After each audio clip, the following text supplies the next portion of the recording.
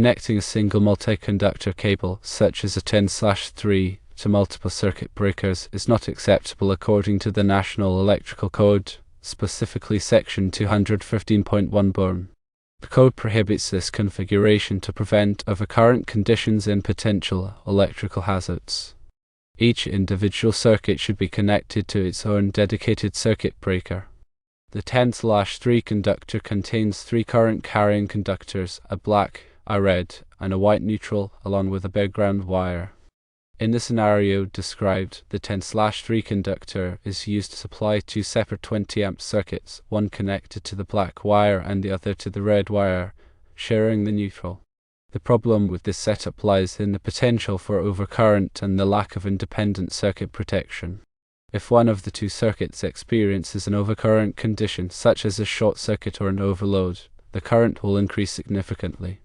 Because both circuits are fed through the same 10/3 cable and share a common neutral, the increased current will affect both circuits. However, only the breaker associated with the overloaded circuit will trip, leaving the other circuit potentially unprotected. This can lead to several problems. Firstly, the non-overloaded circuit may continue to operate with a higher than normal current, potentially damaging equipment or creating a fire hazard. Secondly, because the neutral wire is shared between the 2 circuits, it could become overloaded. The neutral wire is designed to carry the unbalanced current between the 2 hot legs. If both circuits are heavily loaded, the current in the neutral wire could exceed its rated capacity, leading to overheating and potentially a fire. Thirdly, the failure of one circuit could affect the other, leading to unnecessary outages and loss of power to critical equipment. For example, if one circuit experiences a ground fault, the ground fault circuit interrupter (GFCI) breaker associated with that circuit will trip, but the other circuit will continue to operate, potentially posing a safety hazard. The correct way to wire this panel box to comply with the NEC and ensure safe and reliable operation is to use 2 separate 12/2 or 10/2 conductors, each connected to its own 20-amp single-pole circuit breaker.